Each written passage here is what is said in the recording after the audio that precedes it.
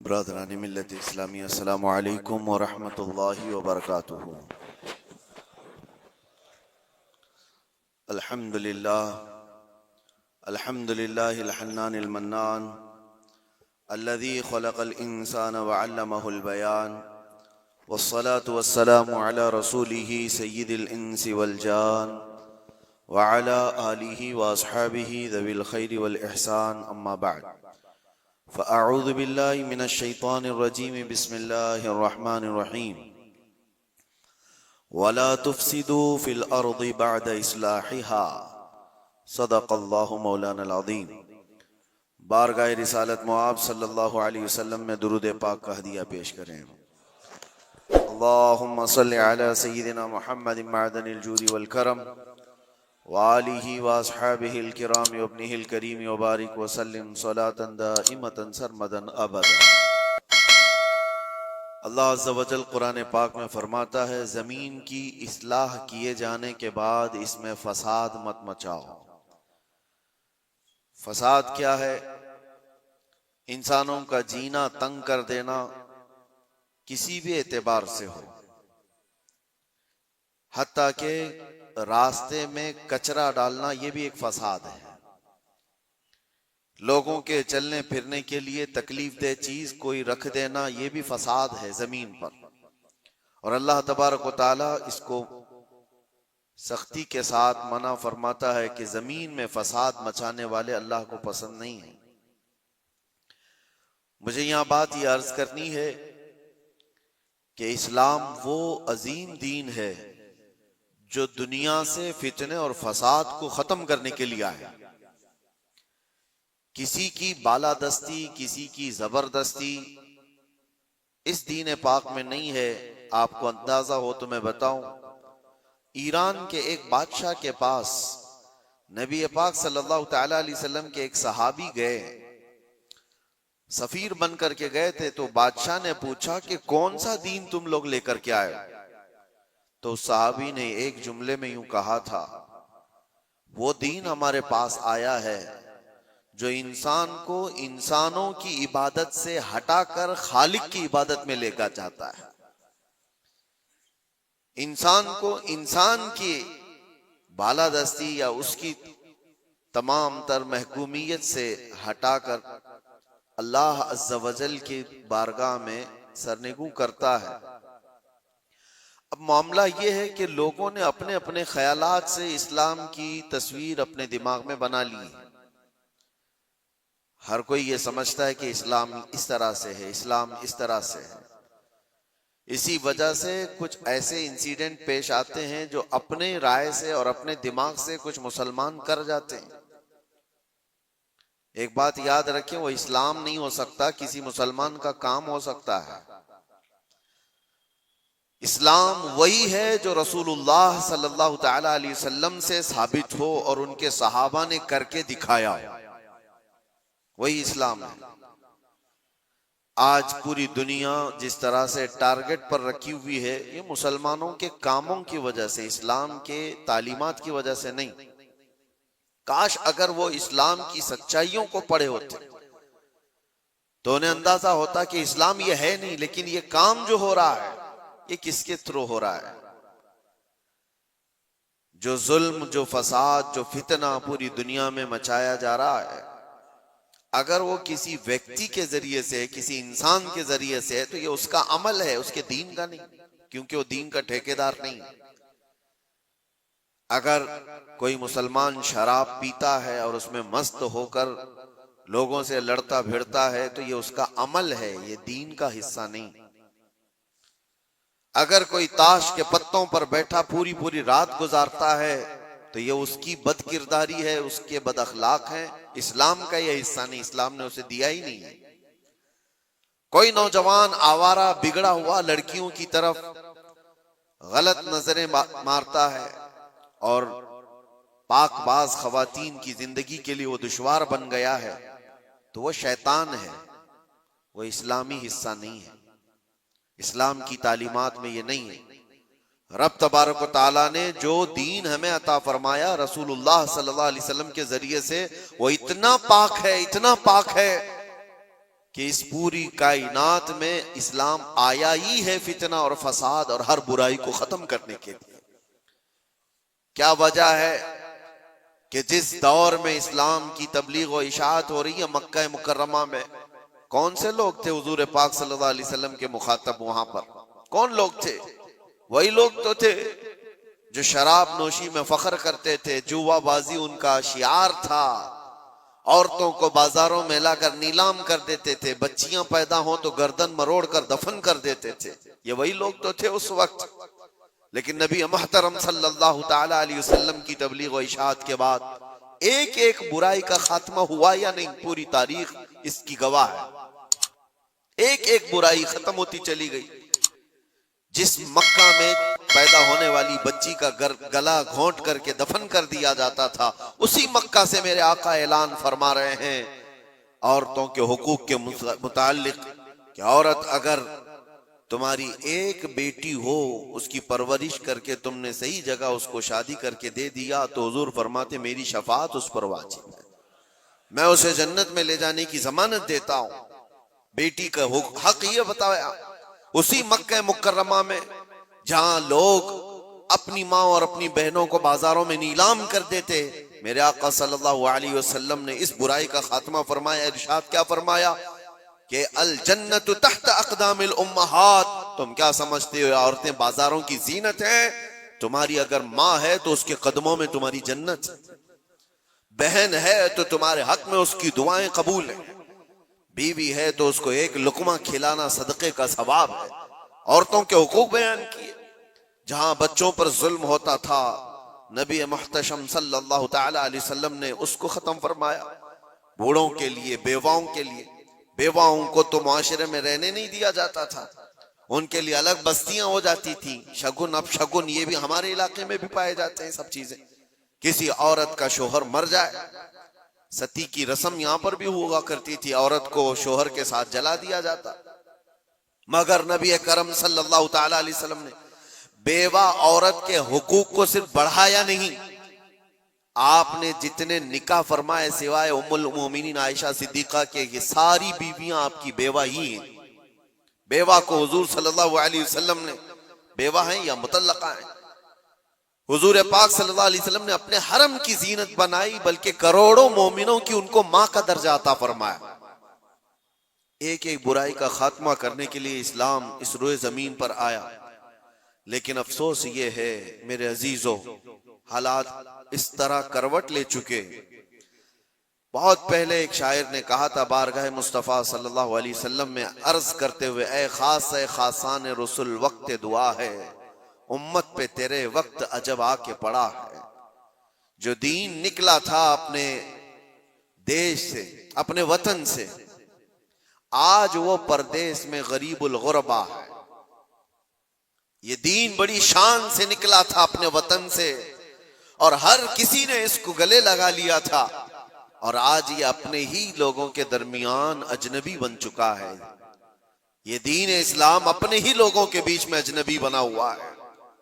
توجہ چاہتا ہوں میرے عزیزو، اسلام کی اس عظیم چھبی کو، اس عظیم صورت کو مسخ کرنے کے لیے صرف غیروں نے نہیں، جبہ ٹوپی پہننے والے، داڑھی رکھنے والوں نے بھی بدنام کرنے میں کسر نہیں چھوڑی۔ آج ہندوستانی نہیں، پوری دنیا جن مظاہر کو دیکھ کر کے خوفزدہ ہوتی، جس کو دہشت گردی کہا جاتا ہے۔ دہشت یہ ایک ورڈ ہے، دہشت ڈر کو کہتے ہیں، خوف پیدا کرنا۔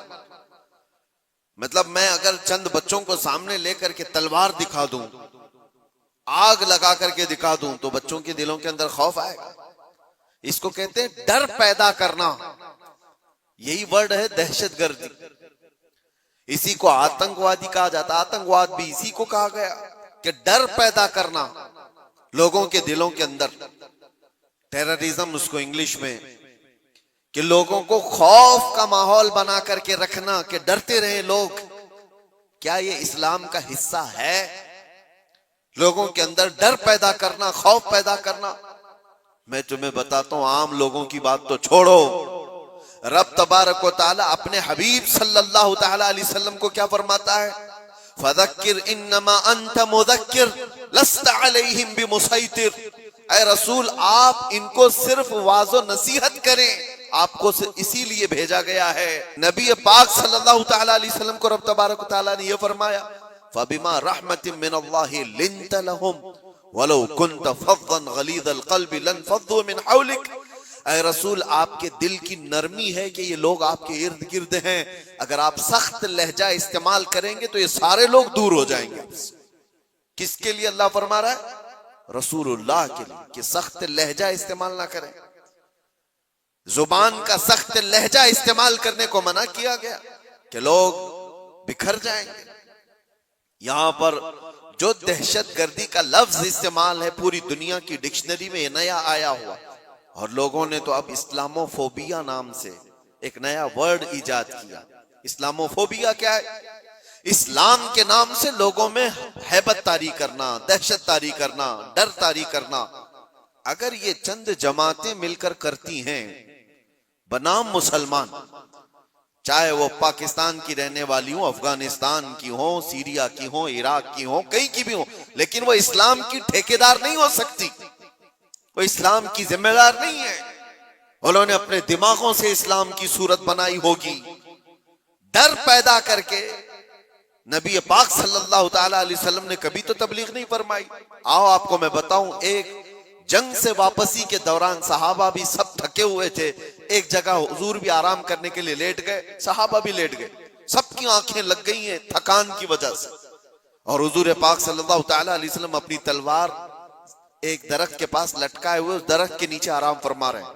اچانک ایک دشمن جماعت کا شخص آیا جو مسلمان بھی نہیں تھے، وہ آتے ہی دیکھا حضور پاک صلی اللہ علیہ وسلم کو اور دیکھا کہ سب سوئے ہوئے ہیں، سیدھے گیا اور حضور کی تلوار لے لی، تلوار پکڑ لی، حضور کی آنکھیں کھلی، آپ نے دیکھا کہ یہ تلوار سوتے ہوئے کھڑا ہے، اور وہ شخص کیا کہہ رہا ہے؟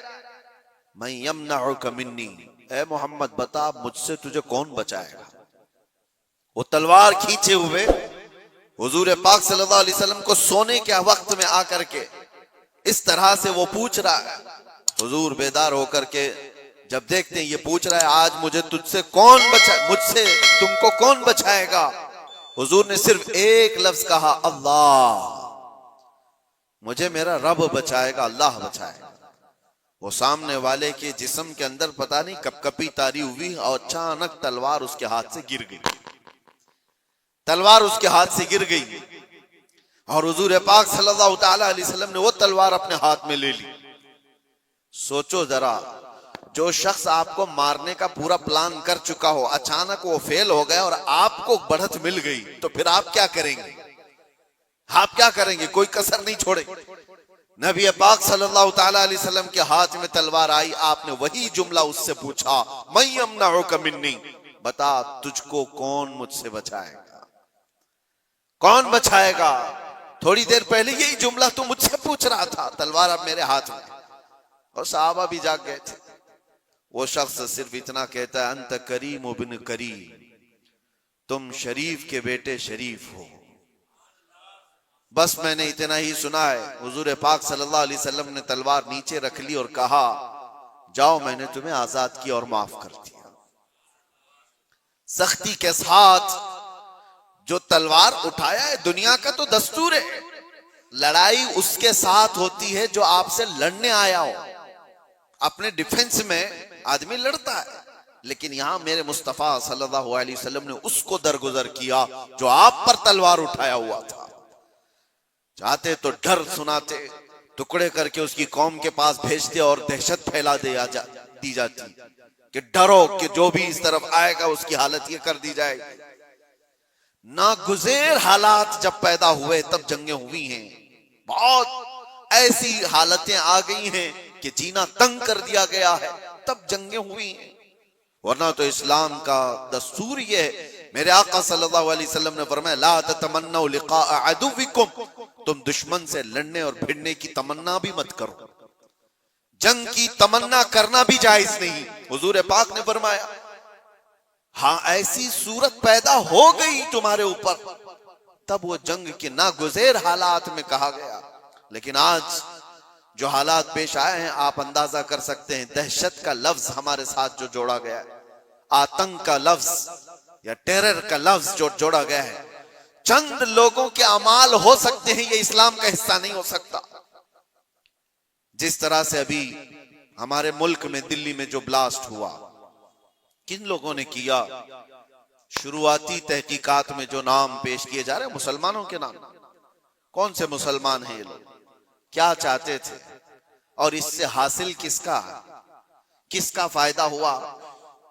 مجھے کوئی بھی سینس رکھنے والا مسلمان ہو, کوئی بھی بتائے. یہ بات اس لیے میں عرض کر رہا ہوں کہ آج بہت سارے نوجوان جذباتی ہو گئے اور کچھ لوگوں کی وجہ سے, یعنی کفار و مشرکین کی تکالیف کی وجہ سے وہ سوچتے ہیں ایسے قدم اٹھا لینا چاہیے. میں ان سے کہتا ہوں ایک بات یاد رکھنا, ایکسٹریمزم, شدت پسندی دوسری شدت پسندی کو جنم دیتی ہے. ایسا نہیں کہ تم تشدد کرو گے تو سامنے والا تشدد نہیں کرے گا. تم ایک کرو گے سامنے دو کرنے والے ہوں گے, تم دو کرو گے چار کی شدت اور ہو جائے گی. یہ حل نہیں ہے دنیا میں. جن نوجوانوں نے یہ راستہ اختیار کیا, اگر میری بات وہ سنتے ہیں تو توجہ چاہتا ہوں, کس کا بھلا کیا ہے؟ ان جماعتوں نے اس طرح کے قتل و غارت سے, اس طرح کے بلاسٹ سے کس کا بھلا کیا ہے؟ امت کا, اسلام کا, مسلمانوں کا, ملک کا, کس کا؟ کسی کا نہیں. ناحق راستے میں چلنے والوں کی جانوں کو لینا. قرآن کہتا ہے من قتل نفسا بغیر نفس او فساد فی الارض فکأنما قتل الناس جميعا. جس نے ناحق ایک جان کو قتل کیا ہے اس نے پوری انسانیت کو قتل کیا. چھٹے پارے میں رب تعالیٰ فرماتا ہے اس نے پوری دنیا کا قتل کیا ہے. لوگ کیا سمجھتے ہیں یہ بلاسٹ کر لینا, کسی بھی علاقے میں جا کر کے بارود سے اڑا دیا جانا, اس کو جہاد سے تعبیر کرتے ہو؟ جہاد کی وہ جو اعلیٰ اور پاکیزہ صورت ہے اس کو مسخ کرتے ہیں, اس کو لوگوں کے درمیان بری شکل پیش کرنے کے لیے. میں نے تو کبھی آج تک یہ محسوس بھی نہیں کیا. عراق کے بھی بہت سارے سفر کیے. چند سالوں پہلے پوری دنیا میں IS نے اپنی دہشت پیدا کر کے رکھی تھی. کیا تھی یہ جماعت؟ کبھی بھی قریب سے دیکھنے والا اور پڑھنے والا سمجھ سکتا تھا اسلام کی بو باس بھی انہیں نہیں لگی. جو 12 سال کی 13 سال کی لڑکیوں کو عراق کی منڈیوں میں لے جا کر کے بیچتے ہوں, چھوٹی لڑکیوں کو, وہاں کے حالات ہمیں پتہ ہے, اور ان کی تربیت ایسے کرنا, پورا پیٹرول کی چوری کرنا, دنیا میں بیچنا, اور یہ قتل و غارت اور یہ جو فساد مچایا تھا, اس فساد کا نام اسلام ہو ہی نہیں سکتا. اور اسی لیے میں نے سب سے پہلے آیت کیا پڑھی, وَلَا تُفْسِدُوا فِي الْأَرْضِ بَعْدَ إِصْلَاحِهَا. رب تعالیٰ فرماتا ہے اس پوری زمین پر کہیں فساد مت مچاؤ اس کی اصلاح کیے جانے کے بعد. ارے میاں یہاں کچرا ڈالنے کی اجازت نہیں ہے, تم خون بہانے کی بات کرتے ہو. ہاں محمد عربی صلی اللہ تعالی علیہ وسلم کا وفادار جو ہوگا, ارے شیر تو میدانوں میں لڑے جاتے ہیں, مقابلہ ہوگا تو میدانوں میں مقابلہ ہوتا ہے. یوں نہیں ہوتا کہ ناحق کوئی بھی راستہ چلنے والے کی جان لے لی جائے اور اس کو کہا جائے کہ یہ جہاد ہے, یہ جنگ ہے, یہ بدلہ ہے, یہ انتقام ہے. ہرگز نہیں. میں سخت مذمت کرتا ہوں ایسے تمام گتیویدیوں کا. کوئی بھی نوجوان اس طرح کی حرکتوں میں ملوث ہوتا ہے تو جانتے ہیں اس کا نقصان کتنا لمبا ہوتا ہے, کتنا لمبا نقصان ہوتا ہے. ان ظالموں نے جو کچھ بھی کیا, چند مہینوں پہلے کشمیر میں جو ہوا تھا, پہلگام میں چن چن کر کے جن لوگوں کو مار دیا گیا تھا, وہ جو سیر و سیاحت کے لیے گئے تھے وہ کس کے دشمن تھے؟ کس کے دشمن تھے؟ جن کو انہوں نے پکڑ پکڑ کر کے نام پوچھ کر کے مارا, وہ کس کے دشمن تھے؟ کیا اسلام کے دشمن تھے, مسلمانوں کے دشمن تھے, یا تمہارے قرآن حدیث کسی کی دشمنی کی تھی جن کو پکڑ کے مارا گیا؟ کیا اسلام میں اس بات کی اجازت ہے کہ کہیں پر بھی کوئی گھومنے آئے اور اس کو مار دیا جائے؟ ان ظالم کتوں نے جن لوگوں کو مارا, اس کے بعد جو دہشت پھیلانے کی کوشش کی, اس کا اثر کیا ہوتا ہے دنیا میں اور دوسری جگہوں پر؟ غیر مسلموں کے پاس یہی میسج جاتا ہے کہ یہ اس طرح تنہا پا کر کہیں پہ بھی قتل کر سکتے. پورے مسلمانوں کو انہوں نے خطرے میں ڈالا. آج جو ہوا اس کا بھی اثر وہی ہوگا جو 9/11 کے بعد ہوا تھا. آپ کو پتا ہے 2001 میں امریکہ کے اندر جو بلڈنگیں گرا دی گئی تھی جس میں 3000 لوگ قریب مارے گئے تھے, ورلڈ ٹریڈ سینٹر پر جو حملے ہوئے تھے, اس کی تحقیقات ہوئی. اس کے بعد پھر کئی سالوں کے بعد افغانستان سے ذمہ داری قبول کی ایک جماعت نے کہ اس کو ہم نے کیا, لیکن اس کا اثر کیا ہوا جانتے ہیں؟ تقریباً 11-12 سال تک اس شہر میں ایسے حالات ہو گئے تھے کہ مسلمانوں کا جینا تنگ ہو گیا. کوئی دیکھنا نہیں چاہتا تھا کیا کس نے, لیکن قصور بھر کون رہا. اس لیے میرے عزیزوں, کوئی ایک نوجوان اگر ایسی حرکت کرتا ہے, ابھی جیسے تحقیقات میں یہ بات آتی ہے کہ یہ ڈاکٹر پیشے سے تعلق رکھنے والے لوگ تھے, شروعاتی تحقیقات یہ بتا رہی ہیں کتنا عظیم پیشہ تھا جس کو اختیار کیا گیا. یہ باتیں میں اس لیے کہہ رہا ہوں کہ بہت ساری جگہوں پر ہو سکتا ہے کہ پولیٹیکل بنایا گیا ہوا کئی جگہوں پر ہوتا ہے, لیکن میں یہ جانتا ہوں یہ چیزیں جو یہ حرکتیں ہوئی ہیں ریئل کچھ لوگ اس میں ملوث ہوتے ہیں, کیونکہ جیلوں میں نے دیکھا ہے پولیس ATS سب کو یوں ہی اٹھا کر کے نہیں بھر دیتی, ان کے حالات ہوتے ہیں, ہم نے خود دیکھا ہے, ان سے بات بھی کیا ہے. ایک بات میں آپ کو بتا دیتا ہوں, پولیس سے تو وہ اپنا جرم چھپا سکتا ہے, قیدیوں میں آپس میں تو اپنا جرم بتاتا ہی ہے کیا کیا کیا تھا. ہمیں پتا ہے کیا کیا پلاننگ کیے جاتے تھے. پہلے ہم بھی یہی سمجھتے تھے کہ یہ سارا کا سارا فیک ہوتا ہے, مسلمانوں کو پھنسانے کے لیے کیا جاتا ہے. نہیں, سب فیک نہیں ہوتا, کچھ ملوث ہوتے ہیں, پلاننگ میں اس طرح کے شریک ہوتے ہیں. اب میں نہیں جانتا کہ وہ کس طرح کے مسلمان ہیں جو ان چیزوں میں ملوث ہو جاتے ہیں, ان کو کون ڈائیورٹ کرتا ہے, کون فنڈنگ کرتا ہے. یہ سب حکومت کے اور ڈپارٹمنٹ کے کام ہے کہ ان لوگوں کو امن کو نقصان پہنچانے والی ایسی ہر چیز کو وہ روکیں. اس کا اثر اب کیا ہوگا؟ کیا ہمارے بچے جو ڈاکٹر بننا چاہتے ہیں وہ کسی بھی کالج یا یونیورسٹی میں جائیں تو کیا ان کو شک کی نظر سے نہیں دیکھا جائے گا؟ یہ بھی ڈاکٹر بن کر کے کہیں ایسا بلاسٹ تو نہیں کرنا چاہتا. ان ظالم کتوں نے اپنی حرکتوں سے کتنے بچوں کی زندگی کو داؤ پہ لگایا ہے, اور فائدہ کس کا کیا ہے, کس کا فائدہ کیا؟ میں محسوس کرتا ہوں میرے عزیزوں, یہ اگر اسلام کا نام لے کر کے یا بدلہ لینے کی بات کر کے اس طرح کی حرکت کرتے ہیں تو آپ کو اندازہ ہے کل اگر اس علاقے میں میں ہوتا یا آپ بھی ہوتے تو بھی اڑ گئے ہوتے نا, مر گئے ہوتے ہیں. انہوں نے کسی کو نہیں دیکھا ہے کہ چلنے والا کون ہے, کیا ہے. کیا یہی اسلامی جنگوں کا نظام ہے؟ کیا یہ رسول اللہ صلی اللہ تعالی علیہ وسلم کی تعلیمات کا کوئی ایک حصہ ہے؟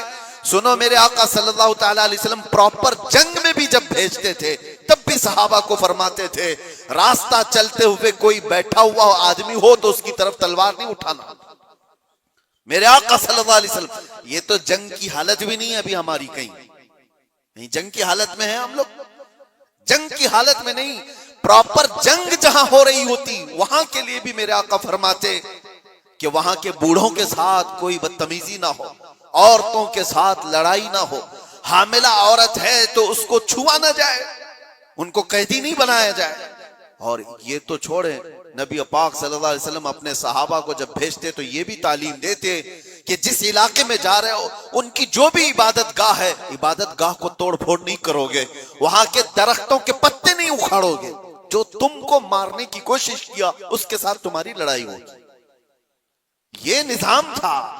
اور یہاں بیٹھے بیٹھے کسی کو اڑا دینا, اسلام سے کوئی, میری ان باتوں کو کچھ لوگوں تک مجھے پتا ہے پہنچتی ہوں گی اور وہ شدت پسندی میں کہتے ہیں کہ شاید یہ بھی یہاں کی مصلحت پسندی اور حکمت پسندی کے اعتبار سے بات کر رہے ہوں گے. ہم کو یہ ساری مصلحت پسندی کی ضرورت بھی نہیں, ہم کسی کی جی حضوری کرنے کے لیے بات نہیں کر رہے ہیں, ہم بات اس لیے کر رہے ہیں کہ میرے دین پر جب کبھی دھبا لگنے کی صورت آئے تو ہم چیخ کر کے بولیں گے, چاہے وہ ہمارے اندر موجود کوئی منافق ہو اس کو بھی پکڑ کر کے ہم بے نقاب کریں گے کہ اس کا تعلق میرے مصطفیٰ کی ذات سے ہو ہی نہیں سکتا. اس لیے ہمیں بولنا ضروری ہے، چاہے وہ اسلامی نام سے کوئی ملک بھی ہو، پاکستان، افغانستان، عراق، شام، کہیں پر بھی پنپنے والے، ہم سب سے پہلے ٹٹول کر کے دیکھیں گے۔ تمہارے چہرے کو دیکھ کر، تمہاری داڑھی کو دیکھ کر، تمہارے جبے کبے کو دیکھ کر، تمہارے نظام حکومت کو دیکھ کر ہم یہ نہیں سمجھ لیں گے کہ یہ خلیفہ آ گیا ہے، یہ اسلام کا بول بالا آ گیا ہے۔ سب سے پہلے ہم ٹٹول کر کے دیکھیں گے کہ اس کی سیرت صدیق اکبر سے ملتی ہے یا نہیں، فاروق اعظم سے ملتی ہے یا نہیں، عثمان و علی سے ملتی ہے یا نہیں، اس کی تعلیمات میں میرے مصطفیٰ کا عشق جھلکتا ہے یا نہیں۔ اگر نہیں جھلکتا ہم اپنی ٹھوکر پر اس کو رکھتے ہیں، چاہے وہ کتنی اونچی پگڑی پہنتا ہو۔ ہاں اگر میرے مصطفیٰ کا وفادار ہے تو کسان کا بچہ بھی ہو تو ہمارے سر کا تاج۔ میرے عزیزوں، بس میں یہ بات اس لیے عرض کر رہا ہوں کہ لوگوں نے جو شکل بگاڑنے کے لیے کوششیں کی ہیں، آپ سب کی بھی ذمہ داری ہے۔ آپ جانتے ہو، میں نے قید کی حالت میں دیکھا تھا کچھ وہ لوگ جو صرف اور صرف سوشل میڈیا پر ایسے ایکٹیو تھے کہ ان کو ساری خبریں معلوم تھیں، کہاں کیا کیا ہو رہا ہے۔ مطلب دوسرے ملکوں میں جو یہ ٹیرر ایکٹیویٹیز ہو رہی ہیں، ساری چیزیں، اور وہ بند بھی ہیں، قید بھی ہیں، بہت سارے ایسی ساری چیزیں میں نے دیکھا۔ تو ان چیزوں میں تمہیں کس نے حکم دیا ہے؟ اللہ نے، رسول اللہ نے، کہ تم یہ ساری چیزیں کرتے رہو؟ نوجوانوں، سوشل میڈیا تمہارے ہاتھ میں ہے تو اس کا استعمال بھی صحیح انداز سے کرو، صحیح طریقوں سے کرو۔ زبردستی ایسے سٹیٹس لگانا جو کسی دوسرے کے اندر دہشت پیدا کرے، ڈر کا ماحول پیدا کرے، حرام ہے۔ ایک سٹیٹس کی بات کر رہا ہوں، تم اگر اپنی ذات سے لوگوں کو ڈراتے ہو تو یہ حرام کام کر رہے ہو۔ وجہ یہ ہے کہ لوگ صرف اور صرف تم سے نہیں ڈریں گے، پورے اسلام سے وہ ڈرنے لگ جائیں گے، وہ محمد عربی صلی اللہ تعالی علیہ وسلم کی تعلیمات سے ڈرنے لگ جائیں گے۔ ماحول تو یہ پیدا کرو کہ لوگوں نے پروپیگنڈا پھیلایا تھا مدینے میں، کفار و مشرکین نے، کہ مسلمان ایسے ہوتے ہیں ویسے ہوتے ہیں۔ ایک عورت آئی ابو بکر صدیق رضی اللہ تعالیٰ عنہ کے پاس، یہودی عورت، کہا مجھے بہت ڈر لگتا ہے۔ ڈر کس نے پیدا کیا تھا؟ مسلمانوں نے نہیں، کفار و مشرکین نے پروپیگنڈا پھیلایا تھا۔ یہودی عورت ڈر کے مارے آئی صدیق اکبر کے پاس، کہتی ہے مجھے مدینے میں نہیں رہنا، یمن جانا ہے میرے رشتہ داروں کے پاس، مجھے امن کے ساتھ بھیج دیا جائے۔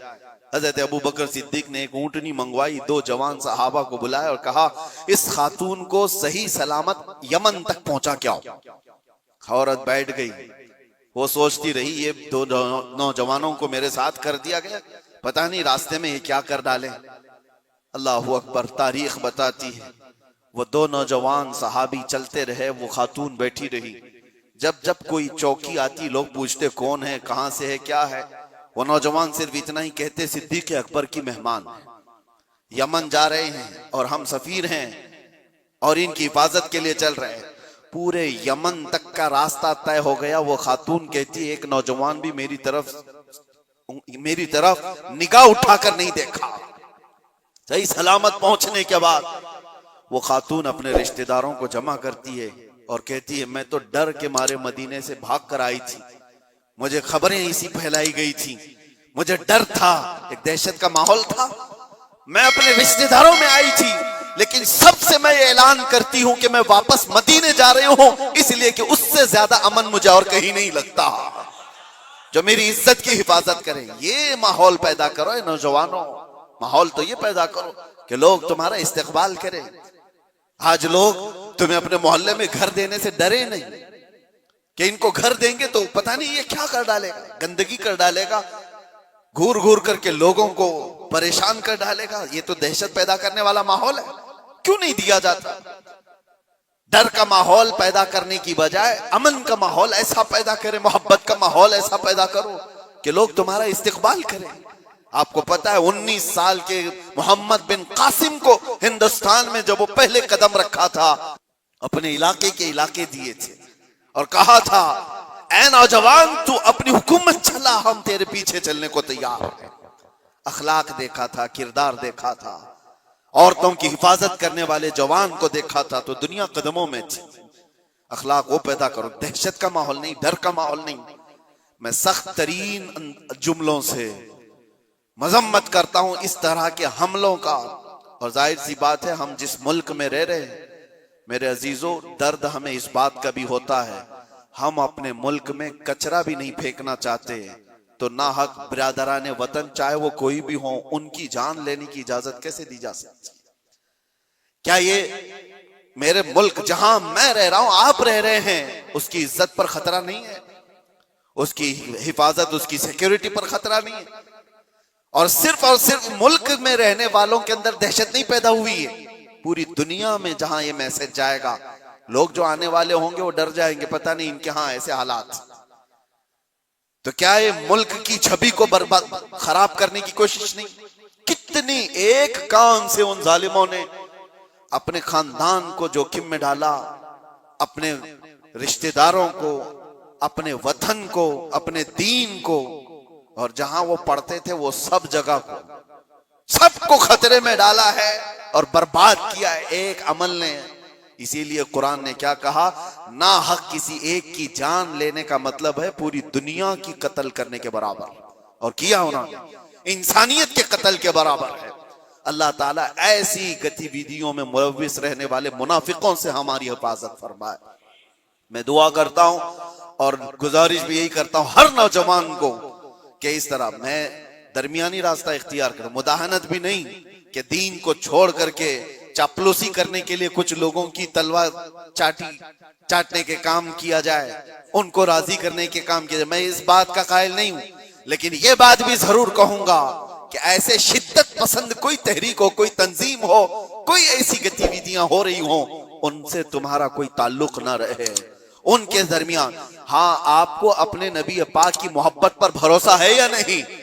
میرے نبی پاک صلی اللہ علیہ وسلم سے جو عشق ہے مجھے کامل بھروسہ ہے، میں تنہا بھی میدان میں رہوں گا، میرے نبی کی مدد آئے گی، رب تبارک و تعالیٰ کی مدد ہوگی۔ جب ہمیں یہ یقین ہے اللہ ہمارے ساتھ ہے، رسول اللہ کی محبت ہمارے ساتھ ہے، ہمارا چلنا پھرنا ہی راستے میں کافی ہو جایا کرتا ہے۔ اسی لیے میرے عزیزو، محبت رسول پر بھروسہ رکھو، اللہ کی ذات پر یقین رکھو، حالات یوں ہی اچھے ہو جائیں گے۔ اللہ کریم ہم سب کو اس ملک کے امن و امان عطا فرمائے، اور برکتوں والا اور خوشحالی والا، امن و امان والا ملک ہمیں عطا فرمائے۔ ظالموں کے ظلم سے اور نظر بد سے اللہ تعالی ہم سب کی حفاظت فرمائے، اور مومنین کے درمیان، ہماری جماعت کے درمیان جو چھپے ہوئے غدار منافقین ہیں، اللہ تبارک و تعالی ان کو بے نقاب فرمائے اور ان کو کیفر کردار